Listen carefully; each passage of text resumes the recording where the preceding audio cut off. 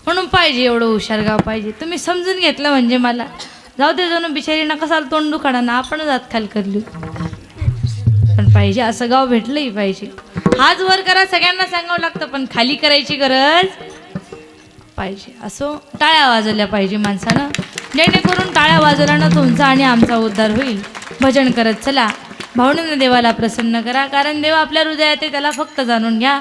देवा आहे हृदय मंदिरी शोधुनी पाहे, म्हणून सावध व्हा, देवाचं भजन करा. मग ज्याची त्याची भावना भक्ती प्रत्येकाची कोणाकोणावर असते. कोण आजकाल खाटूश्याम बाबाला मानतं, कोण सिहोरच्या बाबाला मानतं, कोण उज्जैन जातं, कोण ओंकारेश्वर जातं. ज्याची त्याची भक्तिभावाची पद्धती वेगवेगळी आहे. मग तुम्हाला जे करायचं ते करा, फक्त देवाचं नामस्मरण करा आणि आपल्या देहाचं सार्थक करा, जेणेकरून तुमचा आणि आमचा उद्धार झाला पाहिजे. म्हणून आज या ठिकाणी जे उपस्थित झाले कीर्तनाला आमचे हरिभक्तपरायण गायनाचार्य, आपल्या खानदेशातले एकदम उत्कृष्ट गायनाचार्य आहेत. आपले हरिभक्तपरायण रवींद्रजी महाराज असतील त्यांची एकदा आभार मानते. इकडे आमचे बाबा हरिभक्तपरायण भोजू महाराज असतील त्यांचे एकदा आभार. इकडे आमच्या लहान भगिनी जागृतीताई असतील त्यांची एकदा आभार मानते. टाळ्या वाजा बरं तिच्याकरता एकदा. ते कसंही ना कीर्तन मी करते पण गायन ती म्हणजे थोडीफार मदत मला करते. पण जर एखादी म्हणा गयाच बटेल राहणार त्या दिन पुरं तीच समायस आणि पहिले आमचे बाबा सांभाळायचे. पण आज फार दिवसानंतर त्यांची आमची भेट झाली. पण मग जेव्हा ती माझ्या कीर्तनात गायन करते, गायन झालं कीर्तन वगैरे झालं, कीर्तन लोकांना पटलं की लोक कोणाजवळ येतात, कीर्तनकाराजवळ जातात की महाराज कीर्तन चांगलं झालं. मग कोण येतं, मुक्ताबाई आवाज चांगला आहे, गायन मस्त केलं, सगळे मला शुभेच्छा देतात. पण तिच्याजवळ कोणी जात, ती विचार करत कीर्तन मग गायन मी करू, तुले मदत मी करू आणि मला कोणी नाव लिहित नाही. मग ती जाता जाता बडा गावना उद्धार करी जास. ज्याला समजतं त्याच्या बुद्धीला धन्यवाद, आणि ज्याला नाही समजणं ज्याला समजून त्याला विचारले हो. पण ऐका मग ते बडा गावना जर तुमली वाटत आपला गावना उद्धार नको व्हायला तर काय आवाज द्या तीन गुरता. कारण ते कसं शेवट मला मदतीला माझी लहान बहीण आमच्या जागृतीताईचे आभार. इकडे आपले हरिभक्तपरायण मृदुंगाचार्य मनोज महाराज लोगावकर असतील त्यांची एकदा आभार मानते. तेही एका शब्दावर या ठिकाणी आले म्हणून त्यांचेही आभार. इकडे मृदुंगाचार्य हरिभक्तपरायण गोपाल महाराज असतील त्यांची एकदा आभार मानते. आणि विनेकरी आमचे बाबा नाव काय रामादादा असतील त्यांची एकदा आभार मानते. आणि ते बाबांचं तर झालं सगळं, भजनी मंडळही झालं, पण राहिले म्हणजे आमचे चोपदार काका, आपले इकडचे काका नाव काय काका रवींद्र काका असतील त्यांचे एकदा आभार. आणि आमचे काका रवींद्रचे दोन्ही एकच रास्ताच येतच. मग त्या एखादा कीर्तनकार जर तावडी मग सापडी काय त्याला लवकर काय सोडावत नाही. मग ते कसं राहते ना, वेगवेगळ्या राशा राहिल्या म्हणजे थोडा ताळमेळ जमत नाही. पण आधी एकच रास शेतेच नाही. म्हणून असो आमचे चोपदार काकांचे देखील एकदा आभार. कारण चोपदाराला लोकही घाबरतात आणि कीर्तनकारही घाबरतो. म्हणून कीर्तनात चोपदार असला पाहिजे, तेव्हा कीर्तनात थोडं वजन वाटतं कीर्तनकाराचं.